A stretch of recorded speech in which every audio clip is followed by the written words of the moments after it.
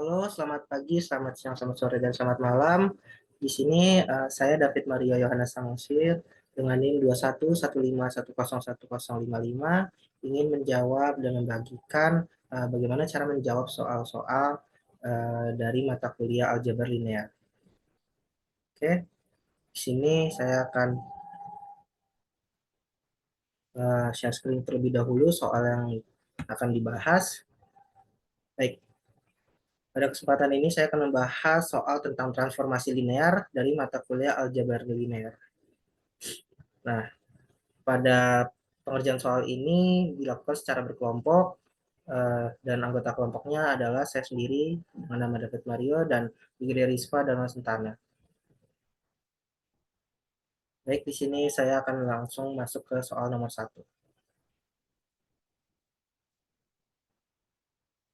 Bentar.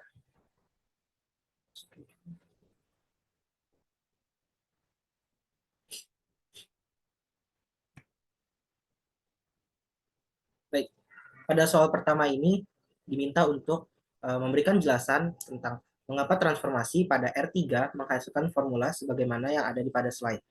Oke, karena yang diminta adalah sebagaimana pada slide, maka saya akan memberitahu slide yang dimaksud adalah ini. Oke, jadi ini adalah slide yang dimaksud dan yang pada soal. Jadi untuk mendapatkan hasil atau kita mencari kebenaran apakah slide yang sudah dibuat oleh Ibu sebelumnya itu benar atau tidak, atau mengapa seperti itu. Jadi dalam rotasi kita harus mengetahui terlebih dahulu yang disebut rotasi. Rotasi adalah sebuah perputaran, di mana berarti ketika pada R3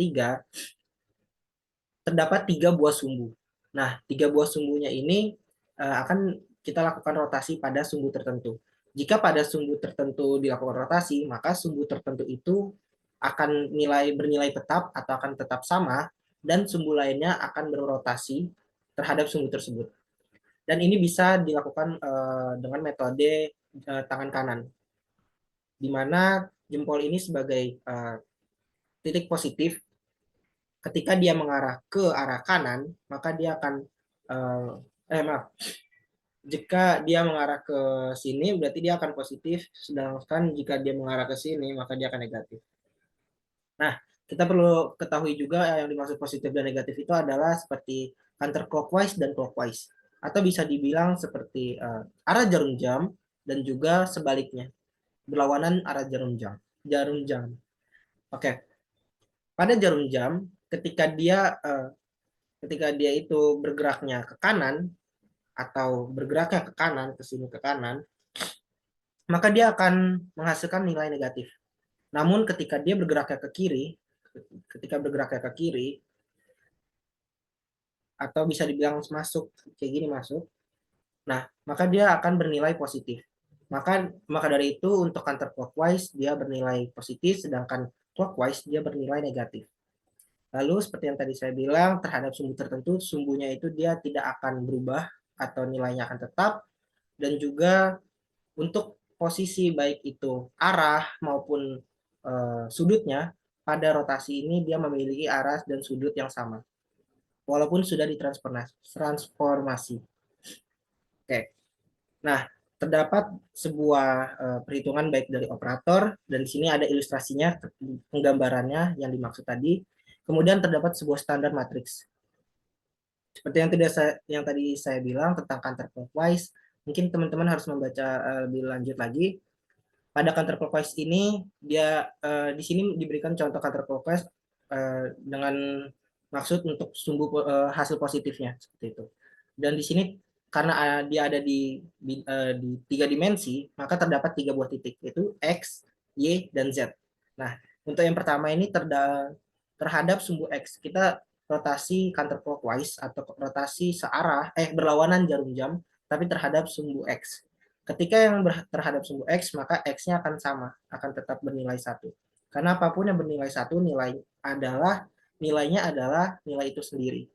Nah, sebelum itu juga kita perlu mengetahui ketika terdapat sebuah sudut-sudut dalam rotasi ataupun transformasi, terdapat sebuah rumus atau bisa dibilang ketetapan rumus seperti berikut.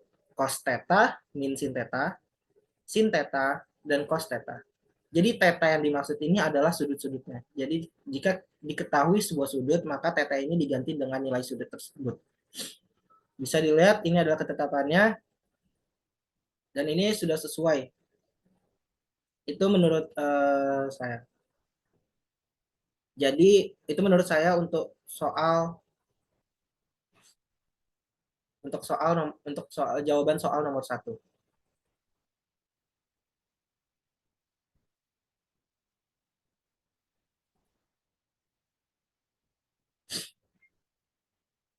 Oh ya, jika pada rotasi ini tidak diketahui titik asalnya, maka dari itu titik asalnya itu bisa kita bilang secara default itu titik asalnya adalah 0,0,0 atau titik x-nya 0, y-nya 0, dan z-nya 0. Itu juga bisa disebut sebagai titik origin atau original titiknya. Itu merupakan jawaban dari nomor 1 menurut saya. Kemudian saya lanjut untuk nomor 2. Pada soal nomor 2 dan nomor 3, ini adalah untuk mencari atau menentukan hasil dari refleksi, namun ketika pada nomor 2 itu adalah di 2 dimensi atau di R2, dan di nomor 3 dia 3 dimensi atau di R3. Nah, konsepnya ini adalah sama, hanya perbedaan di dimensinya saja. Ketika di 2 dimensi atau R2, kita menentukan hasil refleksinya dengan cara, karena di sini hanya ada 2 dimensi, berarti hanya ada 2 titik, yaitu ada titik atau sumbu X dan sumbu Y. Nah, terdapat 3 buah pertanyaan pada nomor 2, yaitu ketika refleksi terhadap sumbu Y, pertama yang X terhadap sumbu X, kemudian yang kedua terhadap sumbu Y, dan yang ketiga adalah terhadap garis Y sama dengan X. Kita perlu mengetahui dulu nih, kalau untuk refleksi terhadap sumbu X, dia itu hasil akhirnya itu atau hasilnya itu seperti apa. Nah, kita menggunakan acuan dari modul ibunya lagi. Kita lihat untuk refleksi. Baik, di sini adalah refleksi untuk R2. Di sini terdapat refleksi dengan sumbu X sebagai patokannya. Nah, ketika diberikan sebuah nilai X, Y, itu akan menghasilkan nilai X, min Y ketika dia direfleksikan. Dan ini adalah ilustrasinya.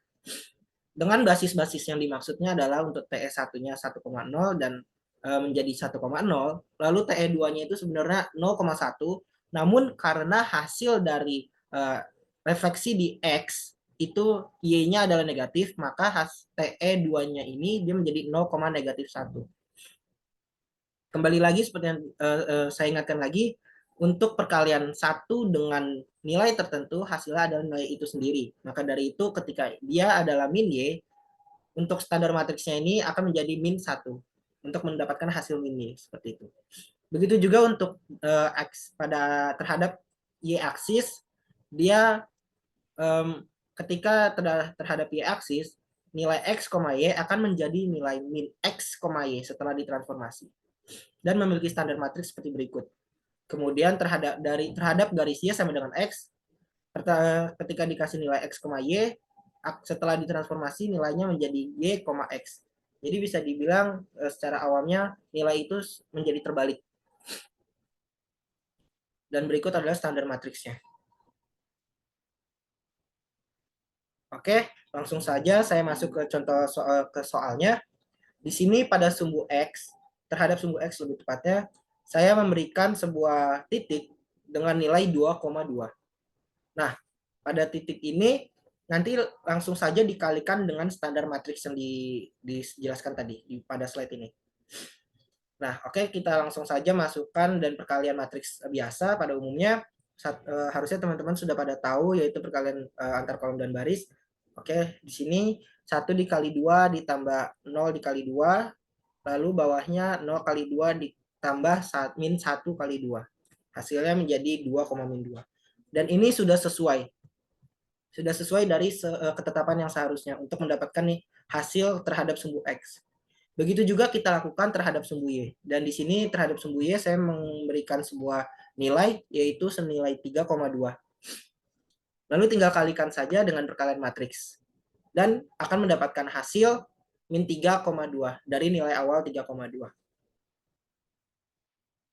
Kemudian terhadap sumbu Z atau garis Y sama dengan X, yang ini, Y sama dengan X, mungkin ini saya gantinya. Y,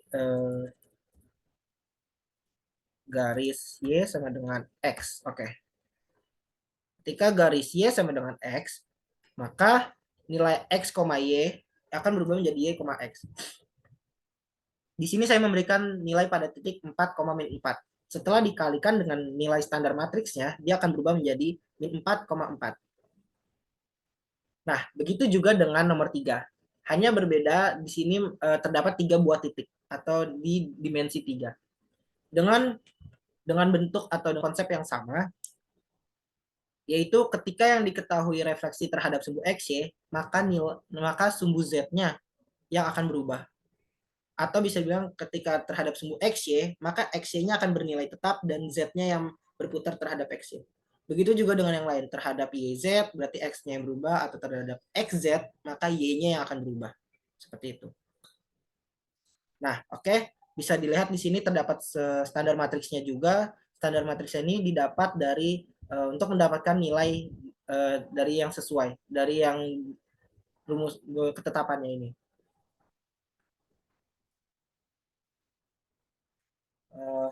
Oke, saya lanjut saja ke nomor 3-nya itu.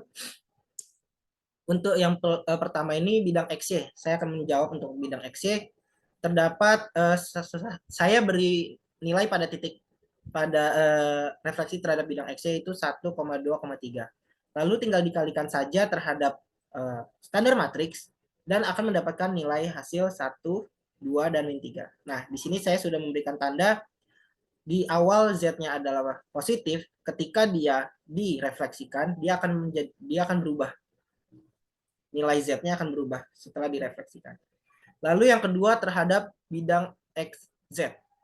Dengan titik awal 1, min 1, dan 1. Tinggal dikalikan saja dengan standar matriksnya. Nah, kemudian standar matriksnya ini setelah sudah dikalikan dengan nilai titik, dia akan mendapatkan hasil seperti ini.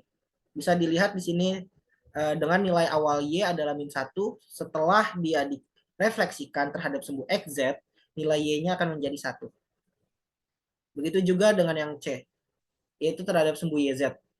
Ketika dia sudah dikalikan, nilai awal pada X adalah min 2, ketika hasil transformasinya itu menjadi 2. Jadi nilai terhadap sumbunya, bukan terhadap, nilai di luar dari terhadap sumbu itu akan berubah, karena terhadap sumbu yang dimaksud adalah sumbu-sumbu itu tidak akan berubah, namun sumbu lainnya yang refleksi terhadap sumbu itu. Itu dari saya untuk nomor 2 dan nomor 3. Lalu selanjutnya untuk nomor 4. Kita lihat lagi untuk nomor 4 dan nomor 5, ini sebenarnya memiliki soal yang sama. Namun seperti pada nomor 2 dan 3, dia ini berbeda di dimensinya saja, dimensi 2 dan dimensi 3, atau 2 titik dan 3 titik. Untuk nomor 4 dia 2 titik, dan untuk nomor 5 dia 3 titik. Oke, untuk mencari atau menentukan hasil proyeksi ortogonal itu juga memiliki sebuah konsep seperti refleksi sebelumnya. Hanya bedanya ketika refleksi itu nilainya berubah, yang tadinya dari positif menjadi negatif, seperti itu. Bisa dilihat lagi. Ketika awalnya dia positif menjadi negatif terhadap sumbunya. Kalau untuk proyeksi ortogonal, dia menjadi 0. Nah, ketika pada R2 terhadap sumbu X, maka Y-nya yang 0. Jika terhadap sumbu Y, maka X-nya yang 0. Dan ini adalah standar matriks ya, bisa dilihat. Begitu juga terhadap R3. Terhadap R3, ketika yang diketahui adalah terhadap sumbu XY, maka Z-nya 0. Ketika yang diketahui adalah sumbu YZ, maka X-nya 0. Dan ketika yang diketahui adalah sumbu XZ, maka Y-nya yang 0. Jadi, ketika nilainya itu terhadap sumbu tertentunya itu akan tetap nilainya, namun sumbu lainnya akan bernilai 0. Itu adalah proyeksi ortogonal. Dengan standar matriks berikut, seperti yang ada di slide. Standar matriksnya ini bisa kita dapat juga ketika kita sudah mengetahui ketetapannya ini. Nah, ketika kita sudah mengetahui ketetapannya sama dengan refleksi juga, tinggal kita lakukan saja perkaliannya ya, atau pembuatan basis-basisnya. Seperti ini. Oke, langsung saja ke soal. Pada sumbu X saya berikan nilai. Nomor 4 adalah nilainya 2,2 karena dia di 2 titik. Kalikan saja dia dengan matriks standarnya atau standar matriks, lalu mendapatkan hasil seperti berikut. 22 adalah nilai awal, setelah ditransformasikan dia menjadi 2,0. Begitu juga terhadap sumbu Y. Terhadap sumbu Y maka X-nya yang akan berubah atau ya X-nya akan berpengaruh. Jadi nilainya itu adalah 3,1, setelah ditransformasikan atau dikalikan dia dengan standar matriks, dia akan mendapatkan nilai 0,1. Seperti ini. Jadi untuk Y-nya dia tetap sama, namun X-nya dia berubah. Lanjut untuk nomor 5. Untuk nomor 5 ini sama dengan nomor 3, hanya bedanya dia karena proyeksi ortogonal, jadi dia perubahannya menjadi bernilai 0. Jadi ketika terhadap sumbu XY, maka Z-nya 0. Kita langsung saja masukkan nilai-nilainya perkalian standar matriks dengan nilai titik, yaitu 1,2,3. Untuk perkaliannya ini dilakukan perkalian matriks biasa. 1 kali 1, 0 kali 2, ditambah 0 kali 3. Seperti ini. Ini salah nih, salah tulis. Oke. 1 kali 1, 0 kali 2, 0 kali 3. Oke. Atau ketika kita sudah mendapatkan sebuah nilai standar matriks, di mana nilainya tersebut hanya ada nilai 1 dan 0, nah kita hanya fokuskan saja kepada perkalian di nilai satunya saja. Sebenarnya untuk mendapatkan hasil cepat. Karena untuk nilai 0,0-nya ini tidak perlu dijumlahkan pun hasilnya tetap 0. Jadi seperti itu. Jadi langsung saja ketika mendapatkan sudah ditransformasikan, nilai akhirnya adalah 1,2,0, yaitu nilai Z-nya menjadi 0 untuk sumbu XY. Lalu terhadap sumbu XZ dengan konsep yang sama, ketika dilakukan perkalian standar matriks, dia nilai Y yang tadi ya min 1 menjadi 0. Seperti ini. Kemudian terhadap sumbu YZ, berarti nilai X-nya yang akan berpengaruh. Yang ketika sudah dilakukan dengan standar matriks, nilai X-nya ini, min 2, dikalikan dengan 0, hasilnya adalah 0. Seperti ini. Hasilnya adalah 0.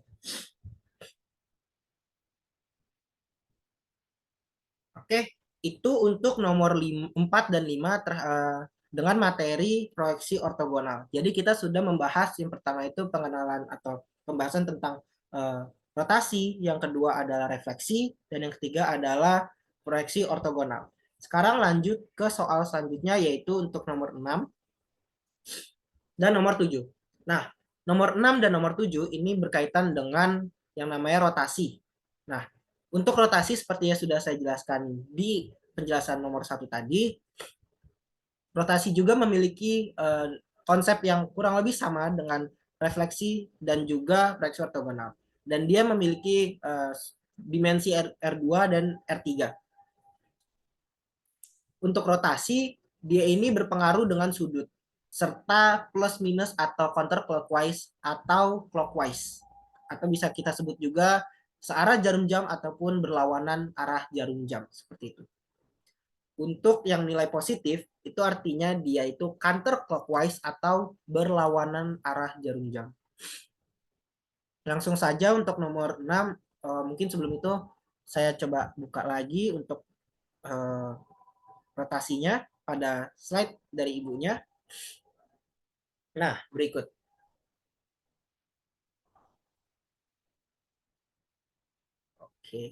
Oke. Karena di rotasi ini sudah menggunakan sudut-sudut seperti yang sudah dijelaskan sebelumnya, saya akan mereview kembali tentang sudut-sudut, yaitu berkaitan dengan nilai sin dan nilai cos. Oke. Oke, sudah bisa dilihat di sini terdapat sebuah informasi berkaitan dengan sudut, baik juga tentang radiannya. Yang ini adalah radian, yang theta ini adalah radiannya. Lalu ini adalah sudut-sudutnya, dan ini adalah nilai-nilai dari sudut-sudut tersebut. Kita fokus di sin dan cos, atau bisa dibilang kita fokus di sinnya aja. Karena ketika kita sudah hafal atau sudah paham tentang sinnya, maka cosnya pun sudah otomatis kita ketahui. Karena nilai cos itu adalah kebalikan dari nilai sin. Kebalikan gimana maksudnya? Oke, di sini saya akan bahas. Ketika nilai sin dengan radian 0 dan derajat 0, dia bernilai 0. Lalu ketika nilai sin dengan radian pi per 6 atau derajat 30 derajat, dia bernilai setengah. Lalu juga ketika nilai sin itu 45 derajat atau dengan radian pi per 4, itu nilainya setengah akar 2.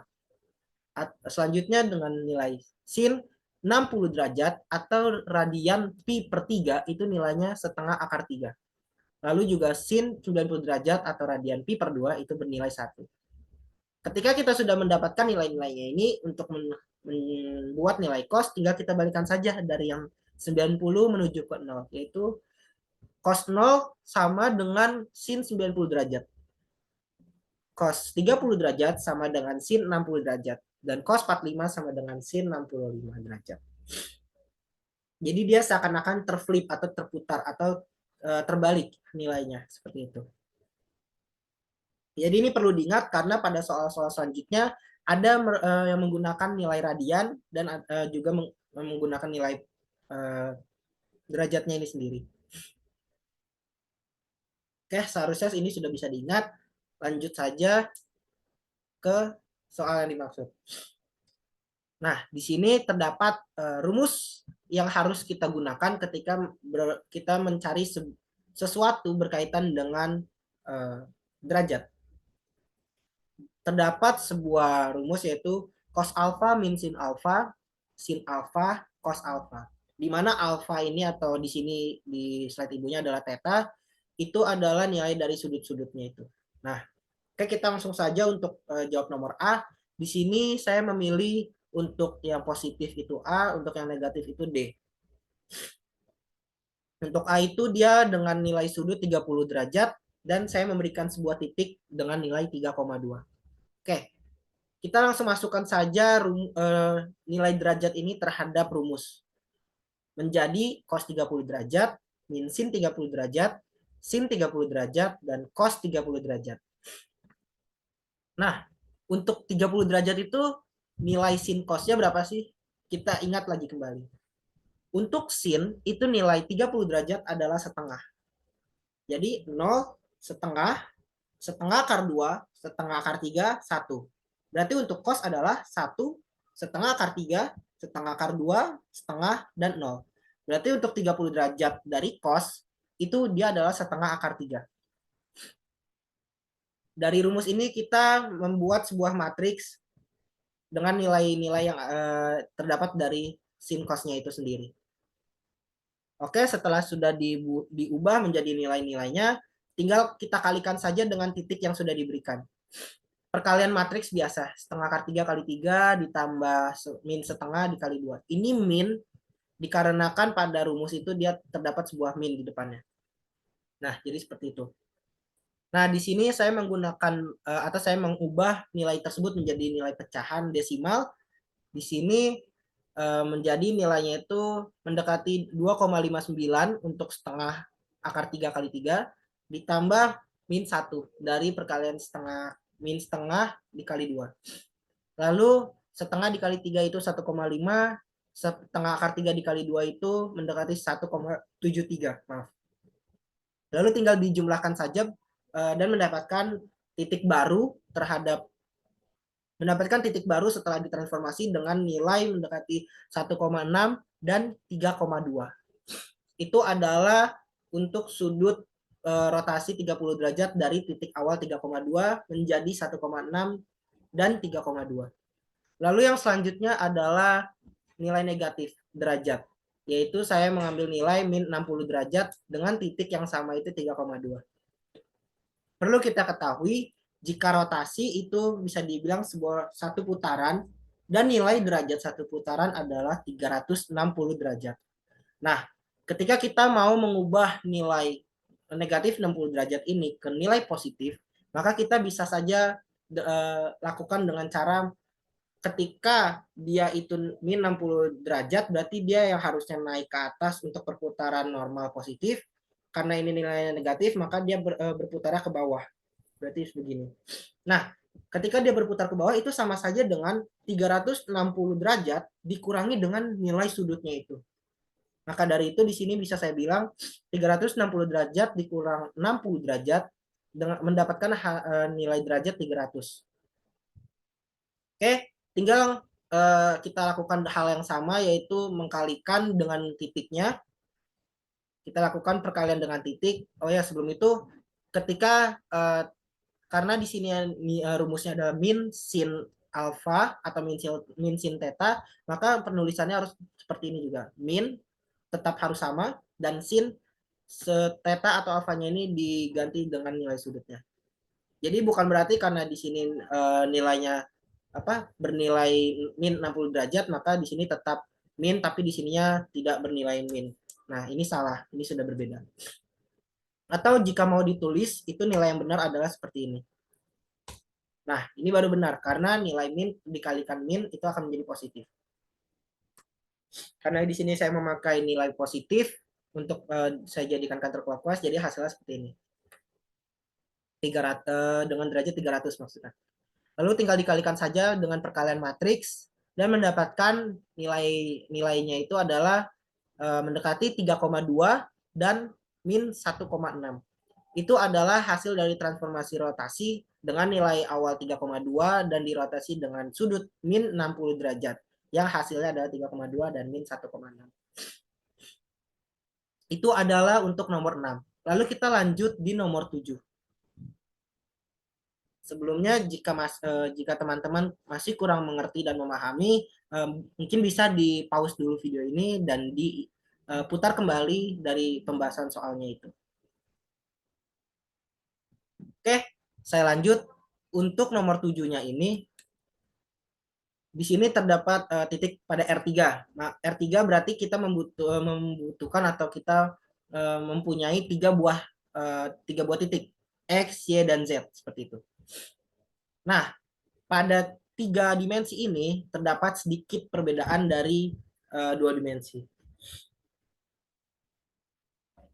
Karena pada 3 dimensi ini kita juga bisa memberikan yaitu terhadap sumbu X, terhadap sumbu Y, maupun terhadap sumbu Z.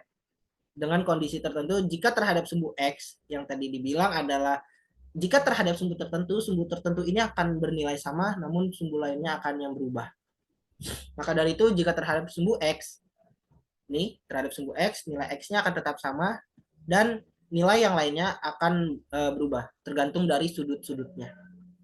Oke, langsung saja. Di sini saya akan membahas untuk nilai A dan untuk yang D, poin A dan poin D. Clockwise 30 derajat dan counter clockwise 90 derajat. Oke, yang A adalah theta 30 derajat. 30 derajat dia ini clockwise. Karena dia clockwise berarti dia sama dengan nilainya, clockwise ini sama dengan nilainya min 30 derajat.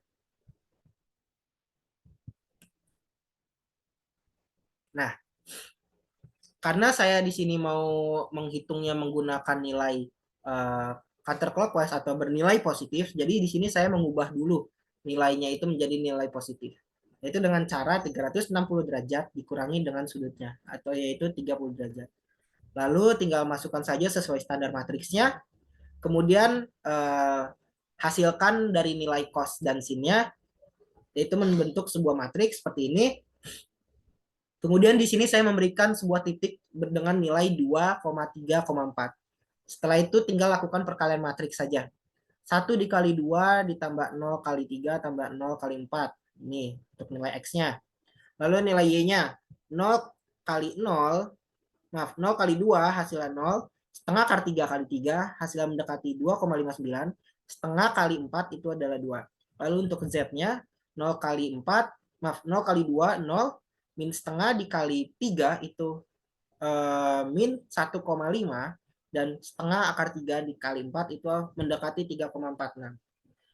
Dan setelah itu tinggal dijumlahkan saja hasil perkaliannya itu dan mendapatkan nilai hasil akhir 2, kemudian untuk Y-nya mendekati 4,59, untuk Z-nya mendekati 1,96. Dari nilai awal 2, 3, dan 4, dan dilakukan rotasi clockwise 30 derajat. Oke, jadi untuk penentunya ini sebenarnya adalah standar matriksnya dan nilai-nilai dari sudutnya tersebut. Ketika sudut matriksnya sudah diketahui, maka kita langsung masukkan saja terhadap standar matriks dan dikalikan dengan konsep atau cara perkalian matriks biasa. Oke, lanjut untuk poin yang D, yaitu 90 derajat dengan counter clockwise. Karena di sini counter clockwise sudah positif, jadi saya tidak perlu mengubah nilainya lagi menjadi positif. Dan di sini dia terhadap sumbu Z positif. Karena di sini terhadap sumbu Z positif, maka nilai standar matriksnya seperti berikut. Dia sumbu Z-nya bernilai 1 dan sumbu lainnya dia bernilai rumusnya sesuai derajat itu. Lalu tinggal kita masukkan saja nilainya menjadi sebuah matriks seperti berikut. Lalu dikalikan dengan nilai titik perkalian matriks biasa dan mendapatkan hasil akhir min 3 untuk X, 2 untuk Y, dan 4 untuk Z. Dari nilai awal 2, 3, dan 4. Nah, jadi itu adalah contoh atau pembahasan dari saya untuk materi rotasi di nomor 6 dan 7. Kemudian saya akan lanjut untuk di nomor 8. Untuk di nomor 8, di sini kita diminta untuk menentukan bayangan titik dari titik yang ada di R3 dan memiliki skalar K. K ini ada di dalam R. Nah, di sini terdapat kontraksi, dilasi, ekspansi, dan kompresi. Apa sih itu semua? Kita akan lihat pada modul ibunya sebagai acuan. Jadi untuk mengerjakan soal matematika ini kita harus banyak-banyak membaca dan mencari tahu referensi-referensi. Oke, di sini saya akan membahas pertama kali untuk dilasi dan kontraksi. Nah, yang dimaksud kontraksi itu apa sih? Kontraksi itu bisa dibilang kita memperkecil nilai itu. Jadi ketika pada soal ini kontraksi ini dia memiliki faktor K lebih kecil daripada 1. Nah, maka nilai awal itu ketika dikontraksi dengan faktor K lebih kecil dari 1, itu akan menjadi lebih kecil. Atau bisa kita lihat pada ilustrasi seperti ini. Ketika nilai awalnya ada di X ini, ketika dia dilakukan sebuah kontraksi, maka dia menilainya akan menjadi lebih kecil dari seharusnya. Namun dia tetap sejajar, searah. Dan di sini memiliki standar matriks terhadap kontraksi dan dilasi, yaitu seperti ini. K0, 0, dan K. Lalu untuk dilasi sendiri, dilasi ini adalah kebalikannya. Ketika kontraksi dia memperkecil, dilasi adalah memperbesar atau memperluas, seperti itu. Oke, langsung saja saya bahas untuk nomor 8A dan B. Di sini kontraksi faktor K untuk kontraksi, saya memberikan nilainya itu 0,5 atau setengah. Lalu tinggal lakukan saja dengan standar perkalian standar matriksnya. Nilai K ini dikalikan dengan setengah atau digantikan dengan setengah, mendapatkan nilai matriks seperti berikut. Lalu tinggal kita kalikan saja dengan nilai titik yang sudah diberikan sebelumnya. Di sini saya sudah menentukan nilai titiknya 2, 3, dan 4. Lalu lakukan perkalian matriks biasa, setengah kali 2, 1, setengah kali 3, 1,5, dan setengah kali 4, 2. Untuk lain-lainnya ini 0 kali 0 kalinya ini sebenarnya boleh ditulis, boleh enggak, karena hasilnya itu 0 ditambah berapapun itu hasilnya akan tetap berapapun itu. Jadi penjumlahan 0 tidak terlalu penting. Lebih tepatnya tidak berpengaruh dengan penjumlahan yang ada. Seperti itu. Nah, seperti bisa dilihat ketika nilai awal adalah 2,3,4, lalu dikontraksi dengan nilai faktor K setengah mendapatkan hasil 1,1,5 dan 0,2. Nilai X-nya 1 yang tadinya 2, nilai Y-nya 1,5 yang awalnya 3, nilai Z-nya 2 yang awalnya adalah 4. Lalu pada dilasi, di sini K-nya yang diminta adalah lebih dari 1. Maka di sini saya mencoba memberi nilai K adalah 2. Nah, lakukan hal yang sama dengan yang seperti kontraksi tadi. nilai K-nya itu diubah menjadi nilai K yang diberi nilai, yaitu 2. Kemudian dilakukan perkalian dengan nilai titik yang sudah dikasih, dan mendapatkan nilai hasil akhir adalah berikut. 4,6,8 dari nilai awal 2,3,4. Jadi itu adalah untuk kontraksi dan dilasi. Selanjutnya adalah untuk pembahasan ekspansi dan kompresi. Nah, ekspansi dan kompresi seperti yang ini kita mungkin coba buat di R3-nya aja. Oh, R2-nya sama aja, Pak. Oke, sama aja. Nah, bedanya pada kompresi dan ekspansi, dia ini hanya mengambil salah satu titiknya saja, karena di sini kita bisa dibilang kompresi terhadap sumbu X atau ekspansi terhadap sumbu X, maka terhadap sumbunya ini dia akan bernilai tetap dan nilai di luar dari sumbunya ini akan berubah. Nah, yang berubah ini kita ganti dengan nilai K. Oke, ketika kontraksi dia adalah bentukannya seperti ini, maka setelah ditransformasi kompresi, ketika kompresi awalnya dia bernilai seperti ini, ketika dia dikompresi nilainya akan menjadi seperti ini, yang di kiri ya, sebelah kirinya untuk ilustrasi. Atau bisa dibilang di satu buah titik itu nilainya akan lebih kecil ketika dikompresi. Namun ketika ekspansi di satu titik itu nilainya akan lebih besar. Jadi seperti itu. Perbedaannya ekspansi dan kompresi. Dengan standar matriks bisa dilihat seperti ini di modul. Kalau misalnya teman-teman masih bingung kenapa sih bisa begitu, seperti yang sudah saya jelaskan lagi, dengan materi yang dari awal sampai penjelasan nomor ini, ketika dia terdapat sebuah terhadap sumbu tertentu, maka sumbu itu akan tetap sama nilainya. Namun sumbu di selain itu akan berubah. Nah, maka dari itu terdapatlah standar matriks seperti ini. Lalu, tinggal kita masukkan saja nilai K yang diminta. Jadi K-nya jadi standar matriksnya ini. Lalu nilai K-nya itu saya ubah menjadi ini dan mendapatkan matriks seperti ini. Kemudian dikalikan dengan titik, nilai titik. Dan mendapatkan hasil yang tadi awal mulanya adalah 2,3,4. Setelah diekspansi dengan sumbu X dengan nilai faktor K setengah itu menjadi 1,3,4. Jadi nilai X-nya ini dikalikan berubah setengah atau diekspansi setengah. Begitu juga dengan kompresi. Kompresi ini terhadap sumbu Y, maka nilai Y-nya yang saya ubah. Saya berikan menjadi nilai kompresi. Nah, yang tadinya awal mulanya adalah 2,3,4, titik mulanya ketika dia dikompresi terhadap sumbu Y, maka nilai hasilnya itu menjadi 2,6,4. Yaitu nilai Y-nya akan menjadi lebih besar. Seperti ini. Yang tadinya 3 menjadi 6. Oke, itu saja untuk penjelasan dari nomor 8 berkaitan dengan kontraksi, dilasi, ekspansi, dan kompresi. Selanjutnya untuk nomor 9. Di sini soal nomor 9 adalah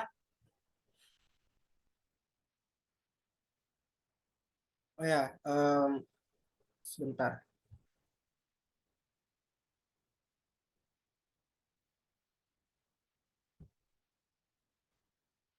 Oh.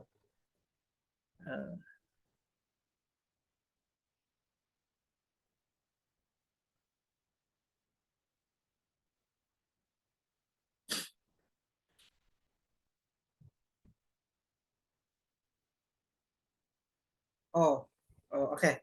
Mungkin nanti untuk geometri saya akan saya bahas setelah penjelasan dari soal-soal tersebut. Ternyata salah word yang saya beri. Word yang ini belum ada geometrinya. Oke, saya lanjut. Untuk nomor 9, di sini diminta berikan sebuah matriks operator berukuran 2 kali 2 dan gambarkan hasil transformasi dari persegi satuan pada kuadran 1. Oke.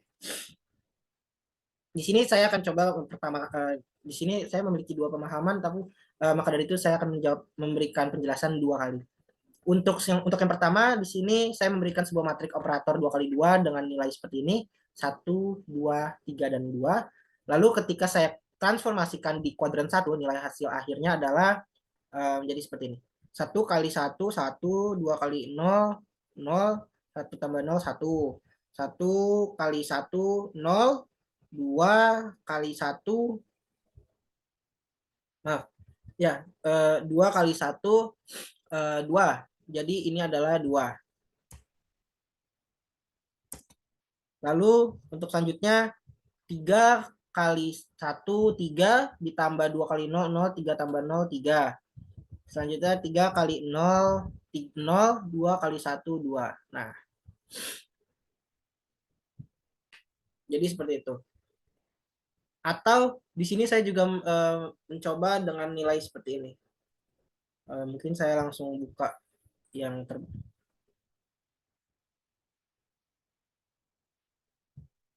oh ini ya.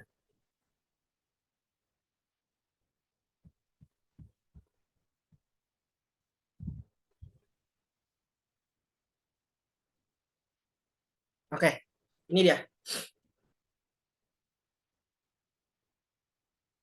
Nah,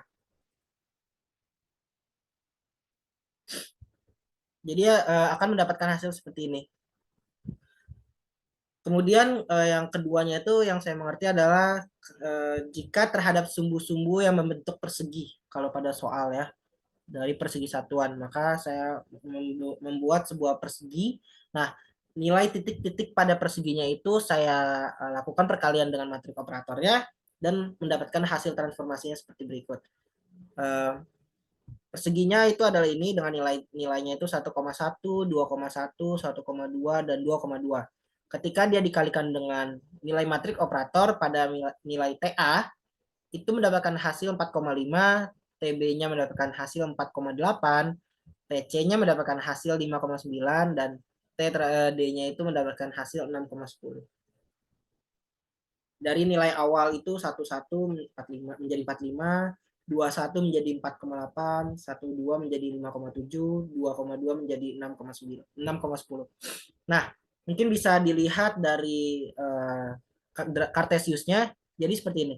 Yang tadinya itu adalah bentuknya seperti ini, persegi ini. Kemudian ketika titik-titiknya ditransformasikan menjadi ini, dia akan membentuk menjadi seperti ini.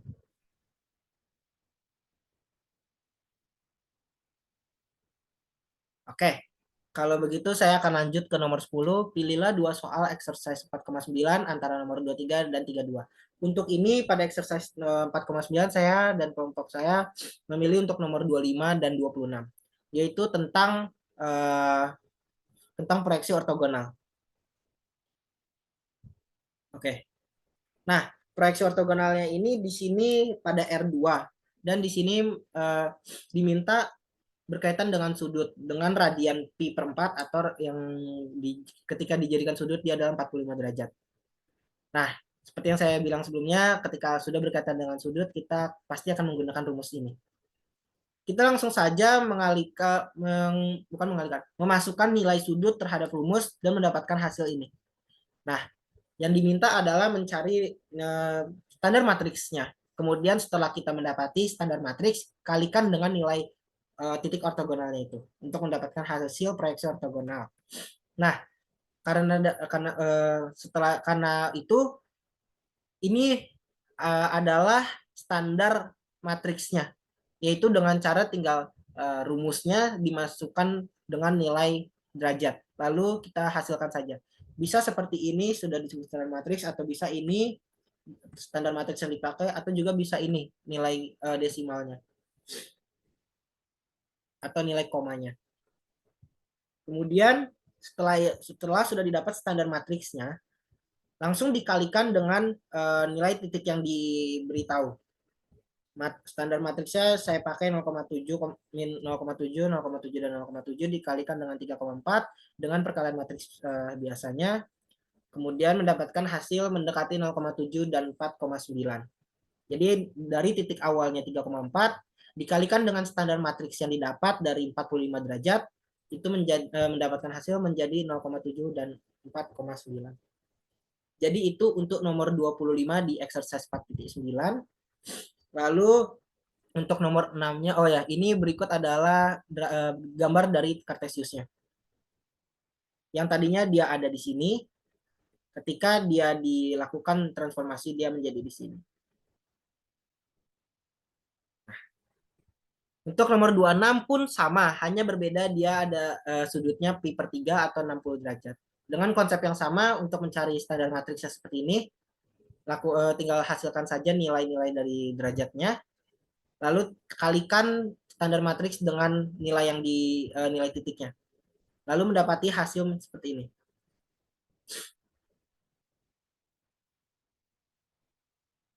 Nah, yang tadi nilai awalnya 1,2 ketika ditransformasikan dengan standar matriks, dikalikan dengan standar matriks mendapatkan hasil seperti ini.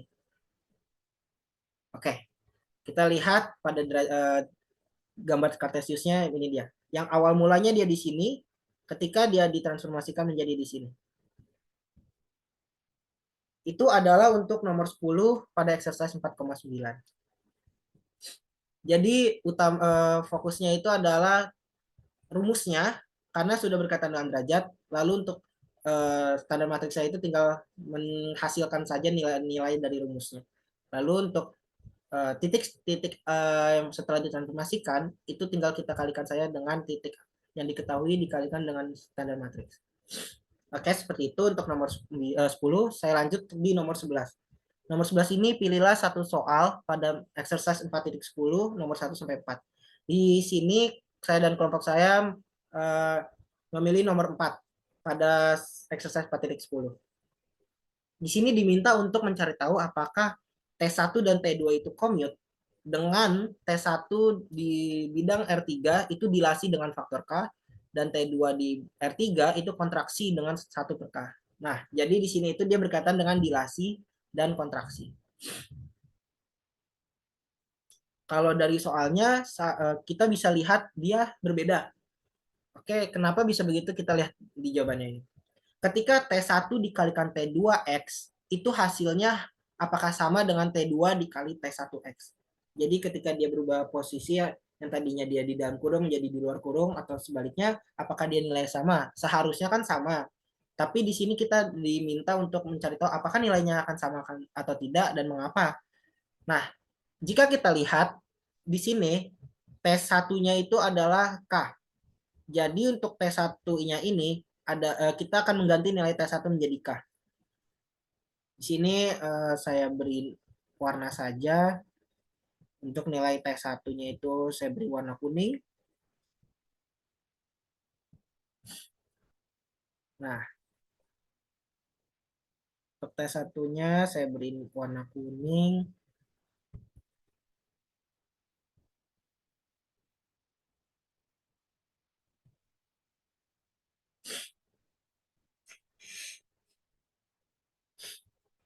Oke, ketika sudah kita lihat seperti ini, jadi kita lakukan dari yang di dalam kurungnya terlebih dahulu. Ubah nilai T2 menjadi 1 per K. Setelah itu mendapatkan hasil ini. Kemudian ubah lagi nilai T1-nya menjadi K dan mendapati hasil ini. Kemudian hasilkan. Hasilnya itu adalah X. Seperti ini. Sedangkan ketika T2 yang ini, T1-nya dulu yang di dalam kurung kita ubah menjadi nilai K, lalu kemudian T2-nya kita ubah menjadi nilai setengah K. Dan ini sebenarnya kalau dilihat dari atasnya saja sudah berbeda. Yang awalnya K dikali setengah K X, dan yang selanjutnya adalah setengah K dikali KX. Dan ini mendapatkan nilai hasil akhir X per K. Nah, karena itu, maka T1 dan T2 T1 T2X dan T2 T1X itu tidak bernilai commute. Maka T1 dan T2 ini bukanlah commute. Jadi itu untuk nomor 4 di soal exercise itu adalah untuk soal exercise 4.10 nomor 4 untuk jawaban soal nomor 11 ini. Kemudian saya lanjut di soal nomor 12. Sama di exercise 4.10 namun di sini saya memilih untuk menjawab soal nomor 5. Yaitu untuk menemukan standar matriks TBTA dan TATB. Jadi di sini perlu diberi terlebih dahulu untuk nilai A, matriks A itu berapa, nilai matriks B itu berapa. Lalu tinggal lakukan perkalian saja sebenarnya. Tinggal lakukan pertama dari TBTA, matriks B kali matriks A, mendapatkan nilai standar matriks seperti berikut. Lalu yang selanjutnya adalah matriks A kali matriks B dan mendapatkan nilai sadar matriks seperti berikut. Dengan perkalian matriksnya bisa dipahami dari jawaban yang saya buat ini. Mungkin itu saja yang bisa saya jelaskan. Kalau masih bingung mungkin bisa di stop atau diulangi lagi video ini sampai mengerti. Lalu selanjutnya saya akan sedikit memberitahu tentang kartesius yang sebenarnya sudah saya buat. Namun tadi ternyata salah modul yang saya buka. Nah, pada nomor 2 ini tadi tentang refleksi. Gimana sih hasilnya? Ini adalah awalnya ketika dia direfleksi, dia menjadi di bawahnya ini. Dia akan dengan posisi, sebenarnya posisinya ini sama, bukan posisi, arahnya ini dia sebenarnya sama, hanya dia karena direfleksi, seakan-akan direfleksi itu jadi seperti dia tercermin, jadi dia ada di tempat yang begitu, yang berbeda dari awal. Nah, ini adalah Cartesiusnya untuk terhadap sumbu Y. Terhadap sumbu Y berarti dia ke kiri dan ke kanan, kalau terhadap sumbu X berarti dia ke atas dan ke bawah. Itu untuk refleksi. Nah, ini terhadap sumbu Z. Sumbu Z berarti dia sisi sisi sisi apa bilangnya ya? Sisi bawah ini, sisi bawah antara kiri dan kanan, sisi bawah kanan lah, sisi bawah kanan dia terefleksi menjadi sisi kiri atas. Seperti itu. Itu untuk sumbu Z. Oke, untuk nomor tiganya, jadi seperti ini untuk 3 dimensinya kurang lebih. Dari untuk jawaban A. Lalu untuk jawaban B-nya terhadap sumbu XZ seperti ini. Kartesiusnya.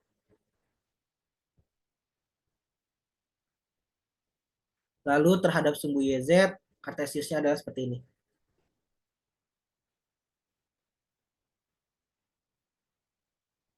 Nah, oke. Jadi itu adalah untuk kartesius di refleksi. Kemudian ketika kartesius di proyeksi ortogonal, dia menjadi seperti ini. Di sini untuk nilai A. Untuk opsi A. Dia akan berubah yang tadinya T awalnya 2,2 menjadi 2,0. Ingat, proyeksi ortogonal itu dia merubah menjadi nilai 0. Lalu terhadap sumbu Y-nya, dia seperti ini. Y-nya menjadi 0. X-nya yang 0.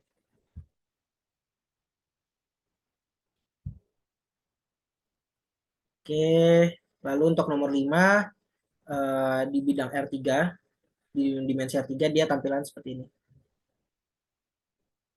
Nah, jadi gini dia. Lalu seperti ini untuk di X, Z, berarti Y-nya yang berubah. Nah, ketika Y yang berubah, tampilan bidang 3 seperti ini di Cartesius. Kemudian ketika YZ, X yang berubah, tampilan jadi seperti ini. Oke, itu untuk proyeksi ortogonal. Lalu untuk rotasi, dia Cartesiusnya jadi seperti ini. Yang tadinya T awalnya itu ini, dan ketika dia dirotasi menjadi ini. Ini dia. Yang tadinya 3,2 dia dirotasi sejauh 30 derajat menjadi ini. Begitu berikut adalah tampilan Cartesius ya. Kemudian untuk yang min 60 derajat, nah karena min 60 derajat seperti yang tadi dibilang dia akan ke bawah. Nah, jadi seperti ini. Atau bisa dibilang kalau 360 derajat kan gini ya muter gini. Nah, dia sampai sini nih. Nggak nyampe sini, tapi dia sampai sini. Atau bisa disebut 300 derajat berarti dia. Nah, ini juga T aksennya nih. Atau yang setelah ditransformasi. Jadi seperti itu. Kira-kira ilustrasinya. Nah, itu saja mungkin yang bisa saya jelaskan. Uh, Ya, itu saja yang bisa saya jelaskan. Kurang lebihnya mohon maaf jika ada kesalahan dan jika ada kekeliruan dalam penjelasan materi mohon dikoreksi. Karena di sini saya juga masih mencoba belajar dan saya hanya sharing saja bagaimana saya cara menjawab soal ini dan bagaimana pemahaman saya akan konsep-konsepnya. Seperti itu. Itu saja, mungkin saya langsung matikan share screen-nya. Saya akhiri dengan ucapan terima kasih dan sampai jumpa lagi.